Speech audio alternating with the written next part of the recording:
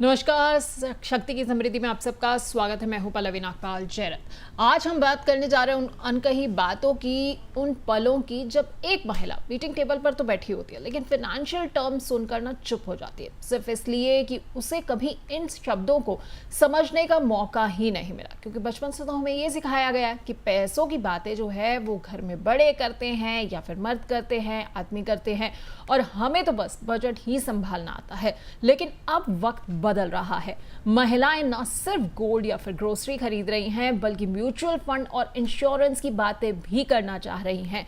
तो आज के एपिसोड में हम तोड़ेंगे वो पुरानी सोच जो पैसों की समझ को एक जेंडर से ही जोड़ती है, और जानेंगे कि कैसे हर महिला अपने फाइनेंशियल नॉलेज की शुरुआत कर सकती है, चाहे वो किसी भी उम्र, स्टेज या बैकग्राउंड से ही क्यों ना हो। क्योंकि पैसा समझना कोई एक्स्ट्रा स्किल नहीं है, ये आज के समय की सबसे बड़ी जरूरत है, सबसे बड़ी ताकत है। तो आज के शो में हम इसी बारे में चर्चा करने जा रहे हैं। हम आपको बताएंगे कि आखिरकार क्यों महिलाओं के लिए ये जरूरी हो जाता है कि वो फाइनेंशियल स्किल के बारे में बात करें, फाइनेंशियल टर्म्स को समझे, और कैसे जो है महिलाएं ये सारी चीजें समझ सकती हैं। तो महिलाओं और फाइनेंस के बीच में आखिरकार दूरी क्यों है, ये भी हम आज जो है चर्चा करने वाले हैं। इसके अलावा हम इस बारे में भी बात करेंगे कि फाइनेंशियल टॉपिक्स पर महिलाएं जो हैं वो आखिरकार पीछे क्यों रह जाती हैं, क्यों ऐसा है कि महिलाएं जो हैं आज भी इन सारी चीजों पर जो है खुलकर बात नहीं कर पाती हैं।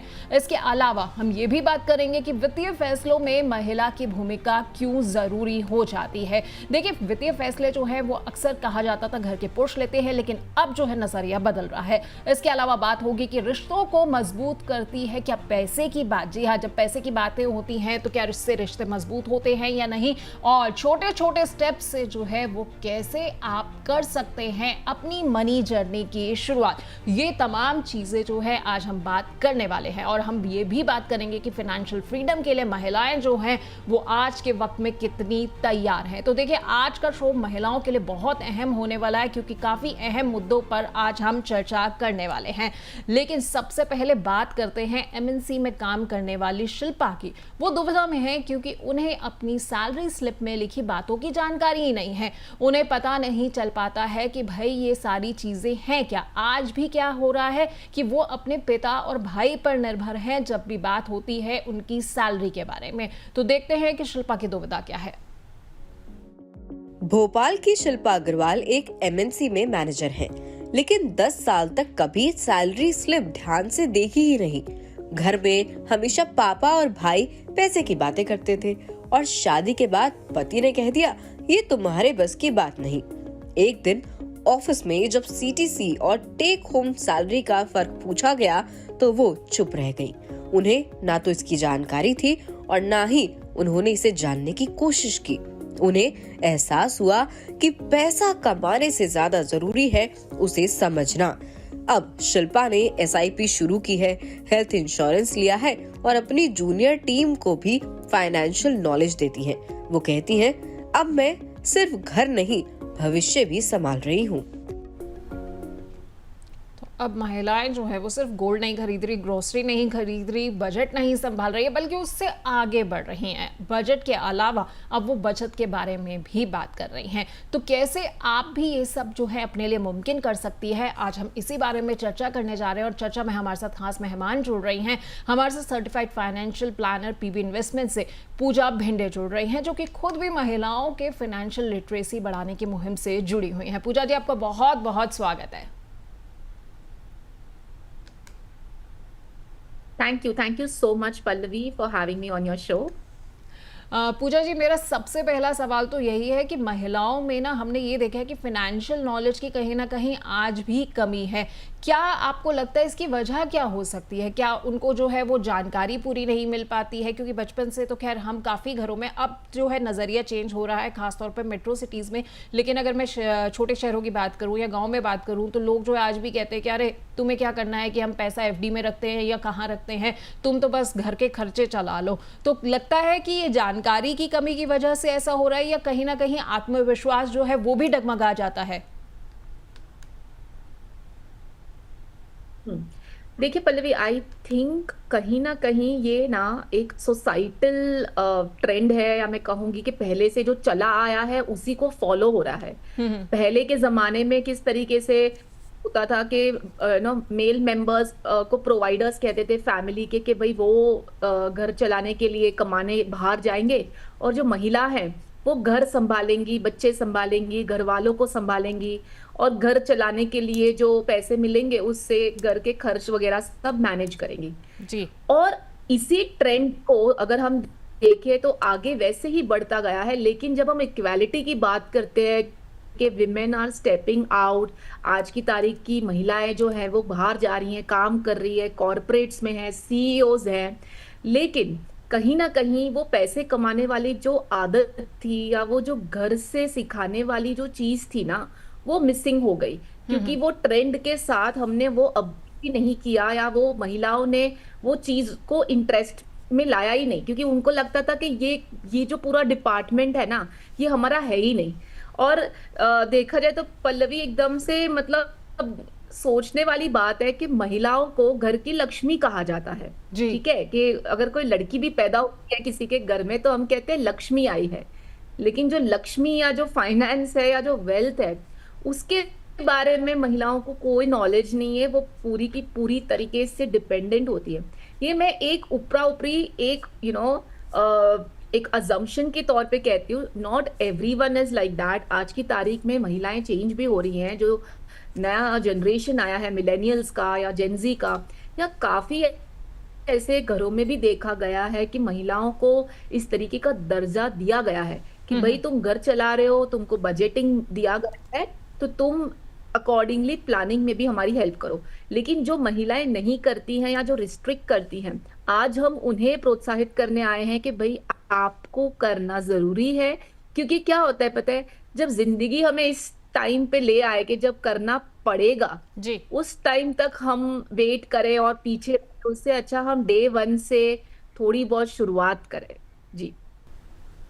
पूजा जी, बिल्कुल सही कहा आपने कि घर की बेटियां जो होती हैं उन्हें तो हम लक्ष्मी मानते हैं, लेकिन हम उसी घर की लक्ष्मी को जो है अक्सर लक्ष्मी से जुड़े हुए जो निर्णय होते हैं ना उनसे दूर रखते हैं। तो क्या ये माना जाए कि कल्चरल कंडीशनिंग के चलते जो है महिलाएं अब खुद भी जो है वो ये समझती हैं कि भाई मैं शायद अगर कोई पैसों से जुड़ा हुआ निर्णय ले रही हूँ तो हो सकता है वो ठीक ना हो, थोड़ी डाइसी रहती है, आत्मविश्वास की कमी भी इसी कारण से हो जाती है?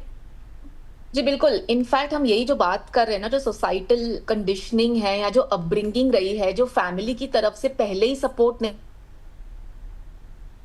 मिला है, और फैमिली डिपेंडेंसी हमेशा से रही है कि भाई हम हमेशा डिपेंडेंट रहे हैं।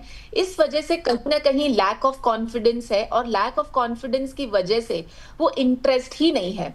अब इंटरेस्ट ही नहीं है तो वो नॉलेज भी कैसे लेंगी? अगर आप देखिए पल्लवी के, अगर जरूरत आ पड़ती है, हम काफी केसेस देखते हैं कि सिंगल विमेन है, या कभी ऐसे कोई केसेस हम देखते हैं कि इस तरीके की कोई नौबत आ जाती है, तो महिलाओं को चार्ज लेना पड़ता है ऐसे टाइम पे। सो हम कहीं ना कहीं ये चाहते हैं कि इस माध्यम से, और आज के इस जो चर्चा है, इससे काफी महिलाएं जागरूक हो के बीइंग इन अ फैमिली, भले ही आप काम नहीं कर रही, भले ही आप बाहर नहीं जा रही, भले ही आप हाउसवाइफ क्यों ना है, लेकिन अगर आप बजटिंग अच्छे से कर सकती है, क्योंकि आपको जो महीने का एक बजट दिया जाता है कि आपको उसमें ही घर चलाना है, और उसमें भी आप बचा लेती हैं, तो मेरे हिसाब से आपको सिर्फ सही थोड़ा एक डायरेक्शन चाहिए, थोड़ी बहुत नॉलेज चाहिए, थोड़ी बहुत अवेयरनेस चाहिए। पर उसके लिए आपको खुद पहले पहल करनी पड़ेगी। जो पहल आपके खुद के आत्मविश्वास से ही होगी, आपके खुद के पुश से ही होगी, और किसी के कहने से नहीं होगी। बिल्कुल सही कहा आपने कि पहल जो है वो महिलाओं को खुद ही करनी पड़ेगी। तो ऐसे में पूजा जी, महिलाएं जो है वो अपनी फिनेंशियल जर्नी की शुरुआत कहाँ से करें? आप मान के चले कि अगर उन्हें कुछ नहीं पता तो उन्हें शुरुआत कैसे करनी चाहिए? जी बिल्कुल, this is a very good question Pallavi, कि हम चलो समझ लिए कि हमको करना है, अब हम शुरू कैसे करें? सबसे पहले तो मेरे हिसाब से जब भी हम घर में रहते हैं ना, हमारे फैमिली मेंबर्स के साथ रहते हैं, आप घर में बात करना शुरू करें, इसकी चर्चा करें। आप डिनर टेबल पे बैठे हैं, या तो फिर हम फैमिली टाइम पे हम कहीं पे कोई बातें कर रहे हैं, तो rather than discussing other things, एक और टॉपिक आपके फैमिली डिस्कशंस में होना चाहिए, जिसमें आपके बच्चों को भी शामिल करना चाहिए कि हमारी फैमिली फैमिली लाइफस्टाइल क्या चल रही है, कितने खर्चे हो रहे हैं, क्या हमारे आगे आने वाले एक्सपेंसेस क्या है, बच्चों को क्या पढ़ाई करनी है, किस तरीके का करियर अपनाना है। तो ये चर्चाएं होंगी तो पैसों की बात होगी, पैसों की बात होगी तो जो मेल मेंबर्स हैं, मैं चाहती हूँ वो भी कंट्रीब्यूट करें इस तरीके के डिस्कशंस में कि भाई हमारी एक लोन चल रही है हर महीने, हमारी इनफ्लो किस तरीके की है, पैसों की चीजों को किस तरीके से हमें अपने लाइफस्टाइल में डालना है। देखो सारे ही लोग बाहर जाते हैं, आज हस्बैंड्स भी बाहर जा रहे हैं कमाने, वाइफ्स भी अगर बाहर जा रही है कमाने, या तो वाइफ्स घर से भी कुछ काम कर लेती है, या तो फिर वाइफ्स अगर हाउस वाइफ्स भी है तो उनको उनका एक सोशल सर्कल भी होता है, और बच्चे भी बाहर जाते हैं पढ़ने। तो हर एक वर्ग के जो लोग बाहर जाते हैं ना, वो जब बाहर से आते हैं ना, उनकी काफी टाइम एक पीयर एक लाइफस्टाइल को वो लेके आते हैं कि इसने ये खरीदा, मुझे भी ये चाहिए, ये कहीं बाहर घूमने गया, मुझे भी बाहर घूमने जाना है। लेकिन निवेश, इन्वेस्टमेंट्स, इस तरीके की चीजों को हम कभी सुनते ही नहीं है कि क्या वो कोई कर रहा है जो हम कर रहे हैं। तो एक मेरे हिसाब से जो मेल मेंबर है या जो डिसाइडिंग मेंबर है इन द फैमिली, या अगर दो लोग काम कर रहे हैं इक्वली, तो उन्हें अपने बच्चों को और अपने घर में अपने सारे लोगों को इस तरीके का एक डिस्कशन माहौल वीकली या इस तरीके से 15 दिन में एक बार एक डिस्कशन होना चाहिए कि हमारी इनकम किस तरीके से आ रही है, हमारे लोन्स क्या है। फिर आप लिखना शुरू करें, लिखना शुरू करेंगे कि महीने में हम कितना कमा रहे हैं, कितना खर्चा हो रहा है, तो कितनी बचत हो रही है। अब जो बचत हो रही है, ऑलरेडी कुछ इन्वेस्टमेंट्स हैं, हमारे नाम पे कोई इंश्योरेंस पॉलिसीज है, हमारे नाम पे कोई लोन्स जा रहे हैं। तो बेसिकली हर चीज का एक लिखा जोखा वहां से शुरुआत करनी चाहिए, और उसके बाद ये डिस्कशन को आगे बढ़ा बढ़ा के कि भाई कितने बैंक अकाउंट्स हैं, बच्चों के नाम पे कोई इन्वेस्टमेंट चल रहा है, इंश्योरेंसेस क्या चल रहा है, नॉमिनेशन किसको रखा हुआ है, मेडिक्लेम है कि नहीं है। सो ये सारी चीजें ना पल्लवी, स्टेप बाय स्टेप शुरुआती तौर पे एक एक चीज समझ समझ के हमें इनको बढ़ावा देना है कि आप चर्चा करना शुरू करें। ठीक है, तो शुरुआती में आपको बस इस शुरुआत में इन्हीं चीज़ों का ध्यान रखना है, छोटे छोटे स्टेप्स को जो लेकर है आपको आगे बढ़ना है। जैसे कि आपने बात कर ली नॉमिनेशन के बारे में, इंश्योरेंस के बारे में, ईएमआई के बारे में बात कर लीजिए, ये कितनी सेविंग हो रही है हर महीने, इस बारे में बात कर लीजिए। ये सारी चीज़ें जो है ना, ये सब एक बार डिस्कस ज़रूर कीजिए ताकि एक शुरुआत भर जो है वो हो जाए। तो अगर आपके भी मन में कुछ सवाल उठ रहे हैं इस मुद्दे से जुड़े हुए, आप भी पूजा जी से अपने कुछ सवाल पूछना चाहते हैं, तो बिल्कुल सिंपल सा तरीका है। आपको क्या करना है, सबसे पहले अपने व्हाट्सएप पर जाना है, और व्हाट्सएप पर जाकर आपको अपने मैसेज बॉक्स में लिखना है शक्ति, शक्ति के बाद एक स्पेस दीजिए और अपना सवाल लिखिए और हमें व्हाट्सएप कीजिए 9354027995 पर। इसके अलावा आप YouTube, Facebook और X के जरिए भी हमसे जुड़ सकते हैं। YouTube पर हमारे शो के लिंक के नीचे कमेंट सेक्शन में जाकर आप अपने सवाल टाइप कर सकते हैं। हम आपके सवाल जो है ज़रूर शामिल करेंगे अपने शो में। तो पूजा जी, हमारे पास हमारे कुछ दर्शकों के सवाल आ गए हैं, तो कुछ सवालों को भी शामिल कर लेते हैं। पहला सवाल जो है वो नागपुर से स्नेहा पाटिल का है। ये कह रही है कि ईएमआई, एसआईपी, यूलिप जैसे शब्द ना उन्हें बहुत कंफ्यूज करते हैं, तो इन्हें आसान भाषा में वो कैसे समझ सकती हैं? जी, बहुत अच्छा सवाल है। मेरे हिसाब से स्नेहा, सबसे पहले तो ना ये इतना जो टेक्निकल पार्ट है ना, उस पे इतना ज्यादा ध्यान नहीं लगाना है। फर्स्ट ऑफ ऑल ये समझना है कि भाई हम कोई प्रोडक्ट के बारे में बात कर रहे हैं, या प्रोडक्ट की कोई कैटेगरी के बारे में बात कर रहे हैं, कोई स्कीम के बारे में बात कर रहे हैं, और उसकी डिटेल्ड इन डेप्थ नॉलेज नहीं भी हुई ना तो चलेगा। मोटा मोटी कुछ चीजों की जानकारी बेसिक होती है, बाकी कुछ चीजें होती है जो बहुत टेक्निकल होती है। So I would say basic knowledge रखें, टेक्निकल नॉलेज ऑप्शनल है। अगर इंटरेस्ट है तो ठीक है, नहीं तो आप किसी सलाहकार के साथ बैठकर वो समझ सकते हैं। लेकिन बेसिक नॉलेज, जैसे ईएमआई है, EMI is what, equated monthly installments, मतलब कार की लोन खरीदते हैं तो हर महीने ईएमआई जाती है, घर खरीदते हैं तो उसकी हर महीने ईएमआई जाती है। एसआईपी जो है, अभी तो बहुत ही प्रख्यात हो चुका है ये, कि म्यूचुअल फंड में निवेश करने का जो एक जरिया है, एसआईपी जो बहुत ही प्रख्यात जरिया है, जिसको हम सिस्टमैटिक इन्वेस्टमेंट प्लान कहते हैं, जो एक ईएमआई की तरह ही काम करता है कि हर महीने एक पर्टिकुलर डेट पे वो डेबिट हो जाता है। तो ईएमआई बेसिक है, उसके बारे में जानकारी रखें। एसआईपी भी क्योंकि अभी बहुत प्रख्यात हो चुका है, वो भी सबको पता होता है। यूलिप एक टाइप ऑफ प्रोडक्ट है, यूनिट लिंक्ड इंश्योरेंस प्लान, जो एक कॉम्बो प्रोडक्ट है। अब उसकी टेक्निकलिटी ये सब नहीं भी पता हो तो चलेगा, क्योंकि वो बेसिक्स में नहीं आता है। और पल्लवी, मेरे हिसाब से ना आजकल फोन पे जब हम एप्स खोलते हैं और आपने समझो कोई वीडियो देख लिया या कोई सोशल मीडिया पे कुछ सर्च कर लिया, आजकल एआई चैट जीपीटी काफी सब कुछ इतना आप उस पे लिख भी लेंगे ना कि इसका क्या मतलब हुआ, तो आपको उसके काफी सारे अपने कोई लैंग्वेज में अगर आपको चाहिए तो उसमें एक्सप्लेनेशन आ जाता है, उस पे वीडियोस आ जाते हैं। फिर हम इस माध्यम के द्वारा जो इतने अवेयरनेस की बातें करते हैं, महिलाओं को जागरूक करने के लिए इस तरीके के इंटरेस्टिंग टॉपिक्स ले आते हैं, आप उसको सब्सक्राइब करेंगे तो भी आपको अपडेट मिलते जाएगा। सो एंड सेकेंडली, किसी को पूछ लेना इज वेरी आप इजी है, आपको बात करते रहना है, और किसी प्रोफेशनल को डेफिनेटली हायर करना ही है फ्यूचर में अपने फाइनेंसेस को हैंडल करने के लिए। तो बेसिक्स की नॉलेज रखें, वो बहुत इंपॉर्टेंट है कि कल जाके उसके पास से ये समझना पड़े कि भाई ईएमआई क्या है, तो वो मेरे हिसाब से एक समझदारी नहीं होगी। तो बेसिक्स आपको खुद से पढ़ाई करनी है, तो उसके लिए आपको इंटरनेट का ही सहारा लेना पड़ेगा। बिल्कुल जी। आपने सही कहा कि बेसिक्स की जानकारी जो है वो ज़रूर होनी चाहिए। अगर आप अपने फाइनेंशियल प्लानर को सिलेक्ट कर रहे हैं, उनसे बात भी कर रहे हैं, तो बात की शुरुआत आप कैसे करेंगे जब आपको बेसिक्स ही नहीं पता होंगे। तो इसलिए जो है हम हमेशा कहते हैं कि फाइनेंशियल मैटर से जुड़े हुए बेसिक्स आपके क्लियर होने चाहिए। बाकी आगे की चीज़ें, आगे की कमान जो है वो आपके फाइनेंशियल प्लानर जो है वो भी संभाल सकते हैं। अगला सवाल दिल्ली से रूपा शर्मा का है। ये कह रही हैं कि मेरे पति जो है वो फाइनेंशियल मैटर्स खुद ही संभालते हैं, लेकिन अब मुझे भी जानना है कि क्या हो रहा है, तो कैसे उनसे बात शुरू करनी चाहिए। आई थिंक आप एक इस तरीके के सिनेरियो से बात कर सकते हैं कि भाई आगे की जो गोल्स है, नॉर्मली गोल्स एक ऐसी चीज है मेरे हिसाब से जो एक कॉन्वर्जेशन की शुरुआत हो सकती है एक फैमिली में। नॉर्मली हम इन्वेस्टमेंट क्यों करते हैं?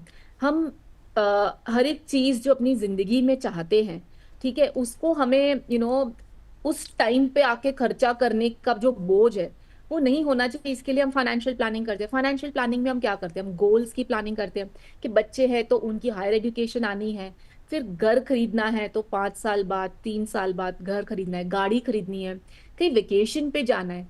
तो ये सारे ही गोल्स जुड़े हुए हैं कि हमने निवेश क्या किया हुआ है, क्या वो निवेश से हम पैसा निकाल सकते हैं।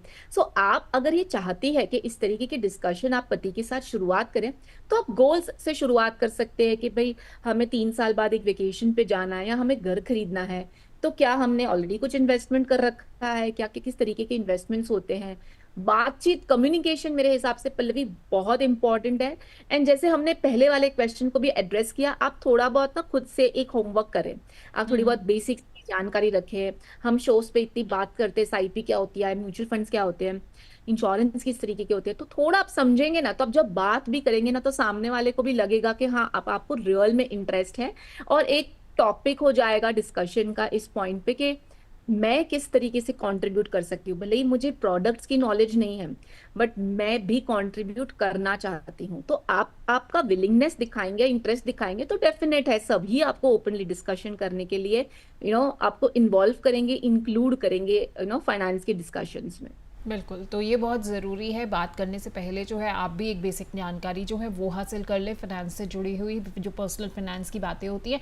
और उसके अलावा जैसा पूजा जी ने बताया, बड़ा ही अच्छा सजेशन है कि आप छोटे छोटे गोल से डिस्कशन जो है वो शुरू कर सकती हैं। बड़ी आसानी हो जाएगी बात को शुरू करने में। अगला सवाल ले लेते हैं। हमारे पास जो सवाल आया है वो सूरत से नेहा अग्रवाल का है। ये कह रही है कि क्या फाइनेंशियल प्लानर की मदद लेना सही है या पहले खुद बेसिक नॉलेज लेना ज़रूरी हो जाता है? अगेन पल्लवी, बहुत इंपॉर्टेंट सवाल है। क्या होता है पता है, ये मेरे हिसाब से सवाल इसके लिए आया है क्योंकि आजकल ना डीआईवाई का जमाना है। सबको लगता है कि हम एक ऐप के द्वारा खाना मंगा सकते हैं, शॉपिंग कर सकते हैं, तो फिर हमें नीचे जाके ग्रोसरी क्यों खरीदना है, हमें मॉल जाके शॉपिंग क्यों करना है। लेकिन हम वो टच एंड फील के जमाने में आज भी है, और हम हर चीज में एक्सपर्ट नहीं हो सकते हैं। जैसे ही हम डायरेक्ट स्टॉक्स की भी बात करते हैं म्यूचुअल फंड्स के साथ कंपैरिजन में, कि हमारे पास इतना टाइम नहीं है, हमारी खुद की एक जिंदगी चल रही है, और वो जो इन्वेस्टमेंट्स जो होते हैं या जो डिस्कशंस जो होते हैं ना, वो तब होते हैं जब हमारे पास टाइम होता है। लेकिन आप ऐसे सोचे कि आपने घर में एक फाइनेंशियल प्लानर हायर कर रहा हुआ है, या चार्टर्ड अकाउंटेंट है टैक्स फाइलिंग के लिए, या कोई इन्वेस्टमेंट एडवाइजर है, म्यूचुअल फंड डिस्ट्रीब्यूटर है। तो इस तरीके के लोग हैं आपकी जिंदगी में ना, तो हर महीने एक तो वो आपको रिपोर्ट भेजेंगे, फिर आपके कोई गोल्स की आपने बात करी होगी, आप उनको एवरी 3 मंथ्स 6 मंथ्स मिल सकते हैं, मिलेंगे तो बातचीत होगी, चर्चा होगी, इन्वेस्टमेंट्स होंगे। क्या होता है, हम खुद से करने जाएंगे ना, आप एक बार तो कर लेंगे, लेकिन फिर आपके पास टाइम नहीं होगा।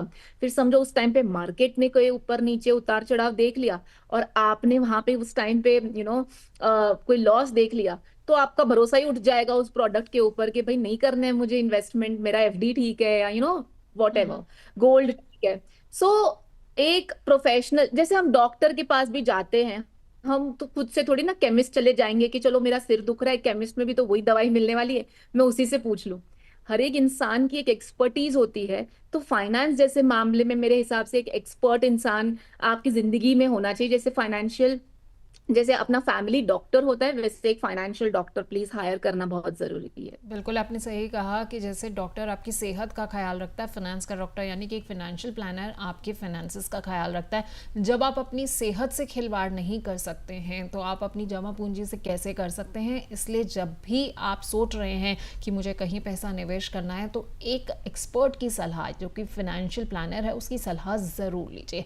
खैर पूजा जी, मैं आपके पास वापस आऊँगी, अपनी चर्चा को हम आगे भी बढ़ाएंगे, लेकिन इस बीच में मेरे साथ मेरी सहयोगी दिव्या जुड़ रही हैं। दिव्या हमें बताने जा रही हैं कि सरकारी योजनाओं में महिलाओं की कितनी प्रमुख भूमिका है।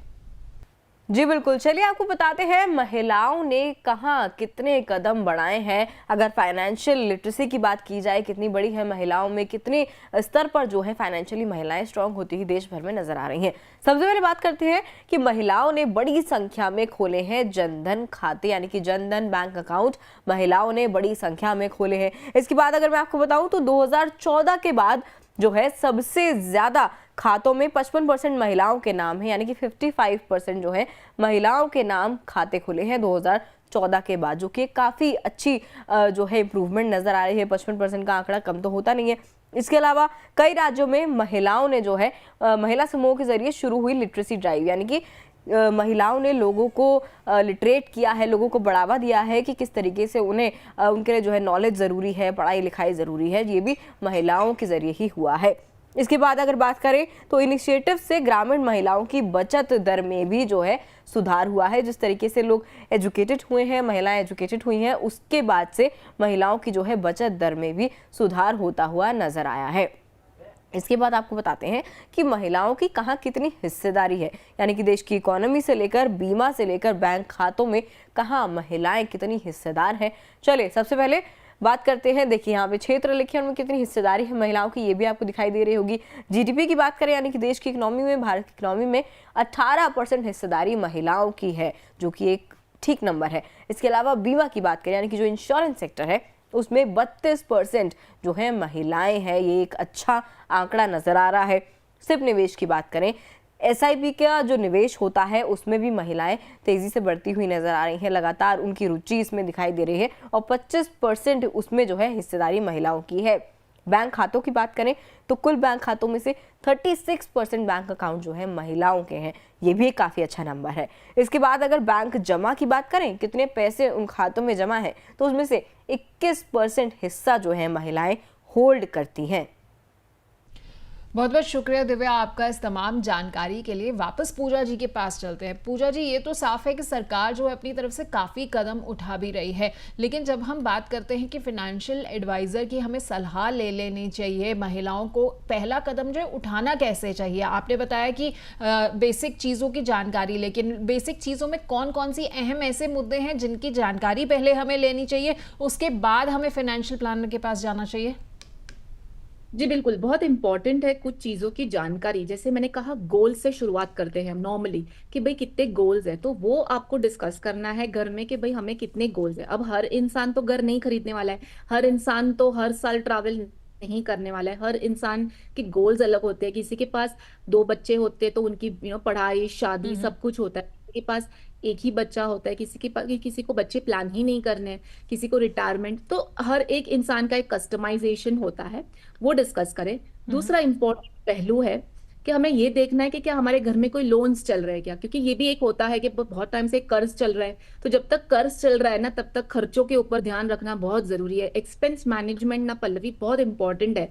इन्वेस्टमेंट तो लोग कर भी लेते हैं, बट ये खर्चों को किस तरीके से कंट्रोल करें, तो जो हमने शो में पहले भी बात करी, एक घर में माहौल सा क्रिएट होना चाहिए कि भाई हमारी एक अफोर्डेबिलिटी कितनी है, हमारा एक क्लास कितना है खर्चों को मैनेज करने के लिए या चीजों को खरीदने के लिए। बाहर से जब हम अलग अलग लोगों से मिल के आते हैं और फिर वो चीज हमें खरीदनी होती है, लेकिन हमें पहले ये देखना है कि हमारा हमारा अफोर्डेबिलिटी कितना है।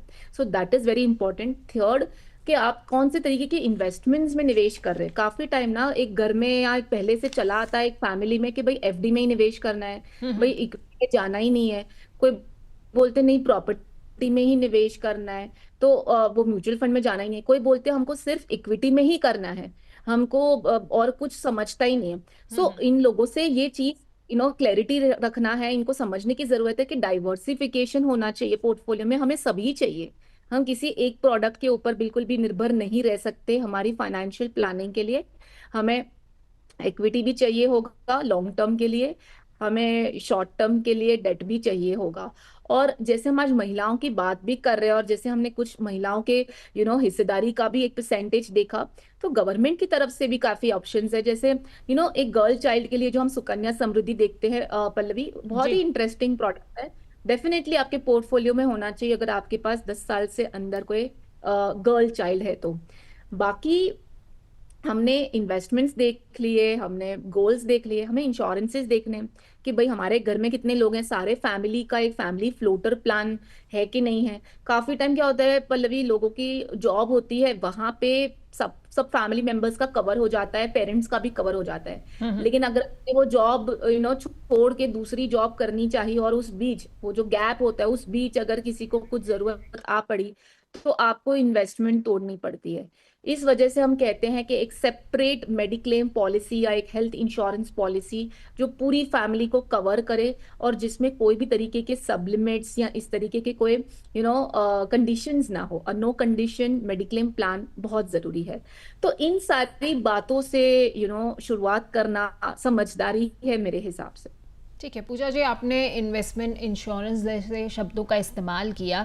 ये कुछ ऐसे शब्द हैं जिनका ना थोड़ा सा डर है महिलाओं में अभी भी रहता है, इंश्योरेंस नहीं समझ आता, इन्वेस्टमेंट जो है काफ़ी उन्हें लगता है कि ये बहुत ही एक गहरा शब्द है। तो थोड़ा इन शब्दों का डर खत्म करने का आसान तरीका बताइए कि कैसे जो है महिलाएं अपना डर खत्म करें।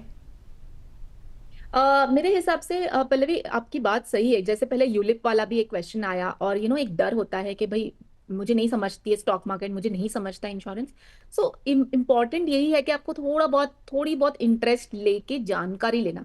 अब जैसे हम आज भी चर्चा कर रहे हैं, हम बात कर सकते बेसिक लैंग्वेज में कि भाई इंश्योरेंस में एक होता है लाइफ, मतलब मेरी डेथ हो गई, जो कमा रहा है उस इंसान की डेथ हो गई, तो उसको एक मुश्त रकम मिलती है जिससे फैमिली अपने खर्चे और अपने आगे के आने वाले जो भी गोल्स है उसको उस पैसों से यूज कर सकते हैं। तो सिंपल सी बात है टर्म इंश्योरेंस।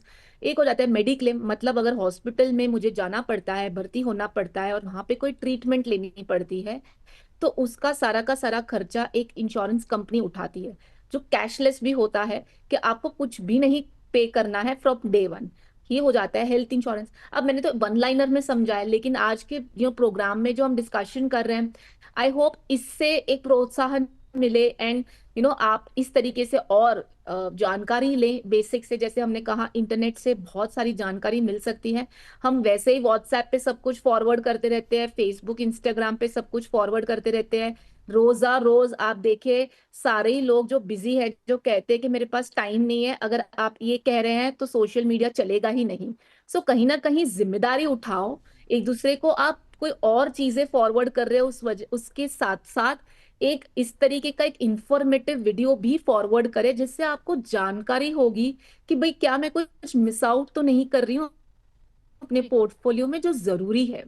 जी बिल्कुल, आपने ये बहुत जी सही बात कही है। तो आपके हिसाब से पूजा जी, महिलाओं के लिए कौन से ऐसे 5 फाइनेंशियल कंसेप्ट हैं जो सबसे पहले उनके लिए समझना ज़रूरी हो जाते हैं? उनको बहुत ब्रीफ में आप हमें बता दीजिए।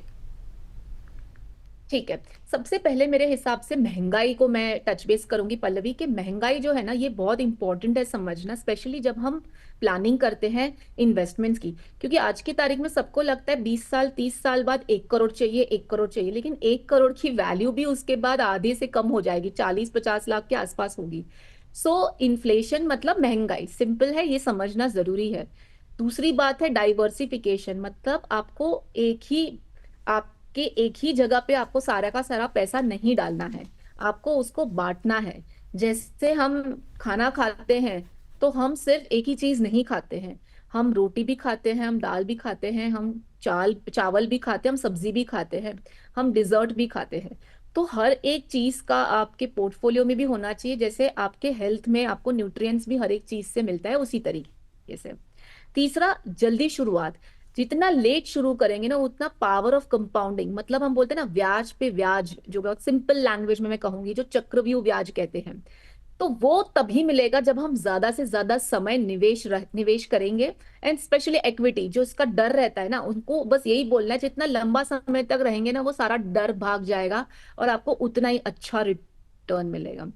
फिर एक कंटिजेंसी इमरजेंसी फंड कोई भी टाइम पे होना चाहिए, कि 3 महीने 6 महीने के हिसाब से, अगर समझो घर की कमाई उस टाइम पे स्टॉप हो जाती है, किसी की जॉब चली जाती है, किसी को कुछ बीमारी हो जाती है, तो उस टाइम पे आपको एक कंटिजेंसी, एक इमरजेंसी फंड उस टाइम पे काम आता है।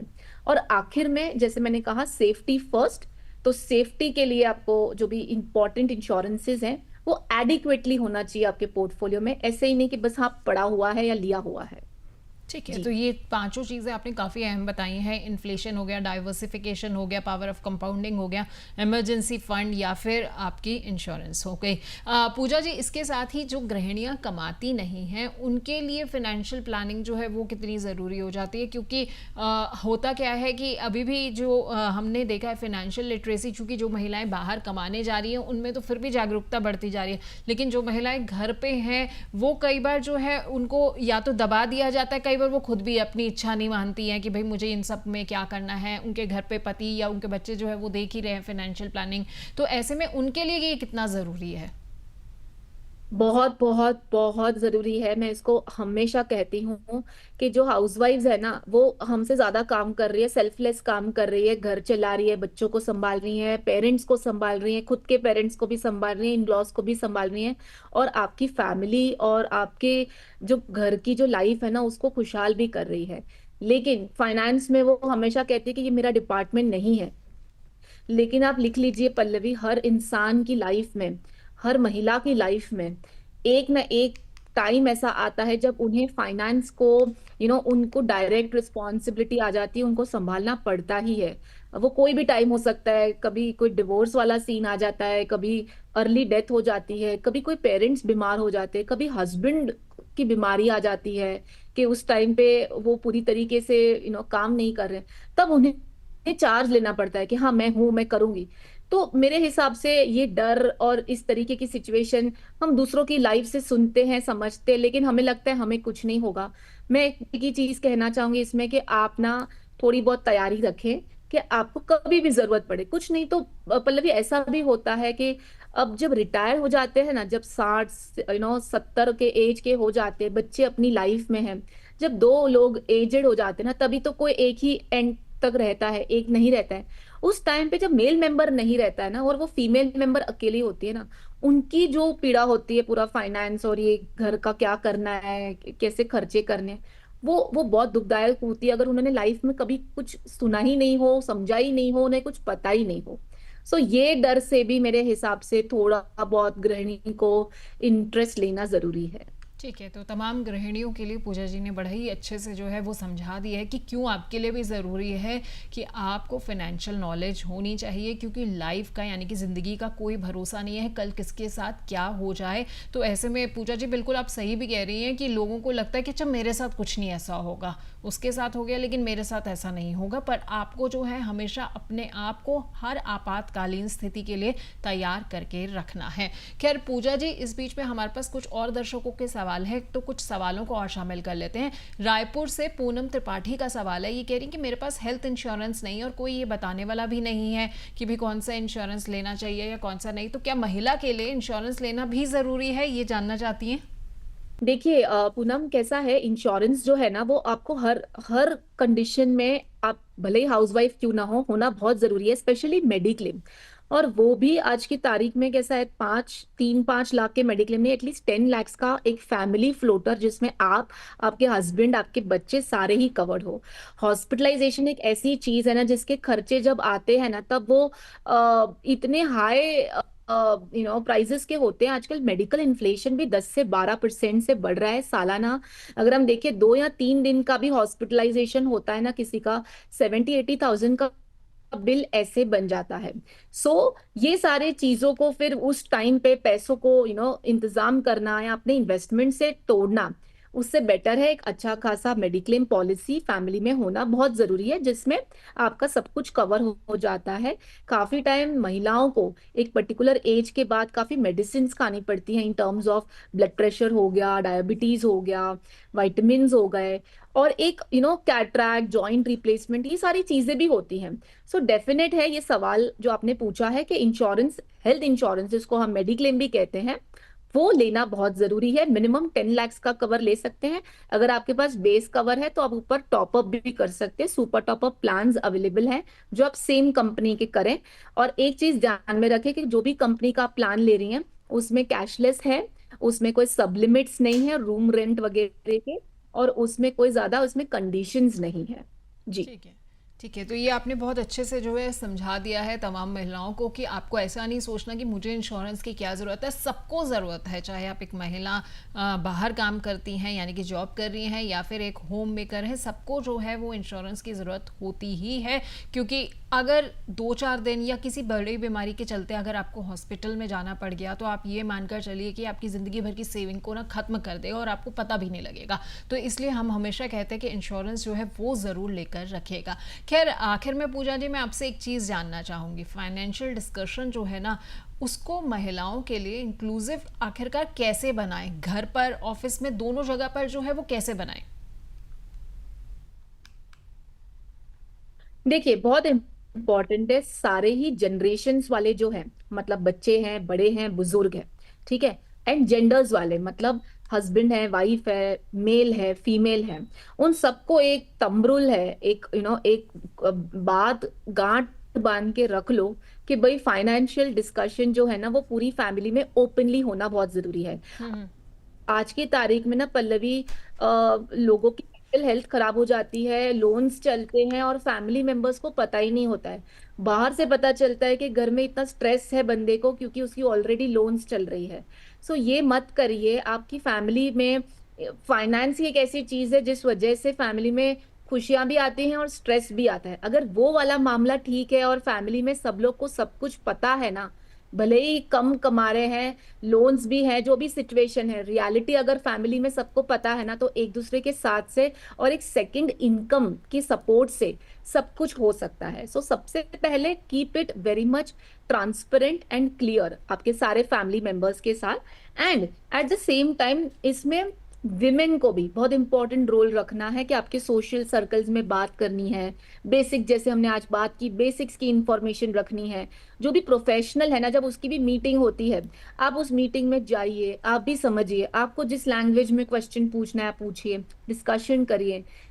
हर चीज का एक इम्पोर्टेंस है, अगर हम उसको समझेंगे ना सही तरीके से। तो बिल्कुल सही कहा पूजा जी आपने। यहाँ पर महिलाओं को जो है ना वो कदम उठाने की ज़रूरत है, बात करने की ज़रूरत है, क्योंकि जब तक वो बात नहीं करेंगी तो उन्हें समझ नहीं आएगा कि आखिरकार ये सारी फाइनेंशियल प्लानिंग कैसे होती है। इसके जुड़ी हुई बेसिक जानकारी जो है वो कैसे वो हासिल करेंगी अगर उस बारे में बात नहीं होगी।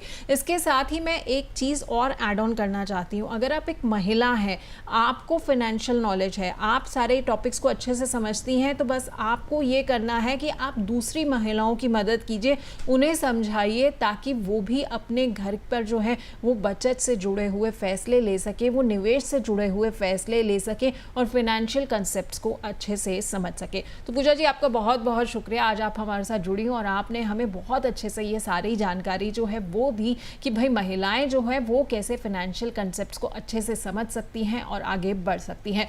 तो पैसे के बारे में बात करना और समझना ना तो शर्म की बात है और ना ही किसी एक जेंडर की जिम्मेदारी है। अगर आपने अब तक सिर्फ अपने पति या फिर पिता या भाई को ही निवेश, टैक्स या इंश्योरेंस की बातें करते हुए देखा है, तो अब वक्त है कि आप भी वो बातें समझें, उनसे पूछें और उन बातों का हिस्सा बने। चाहे आप हाउसवाइफ हो, वर्किंग प्रोफेशनल हो या फिर बिजनेस वुमेन हो, पैसे की समझ ना सिर्फ आपको आत्मनिर्भर बनाती है बल्कि आपको हर उस स्थिति के लिए तैयार करती है जो जिंदगी सामने रखती है।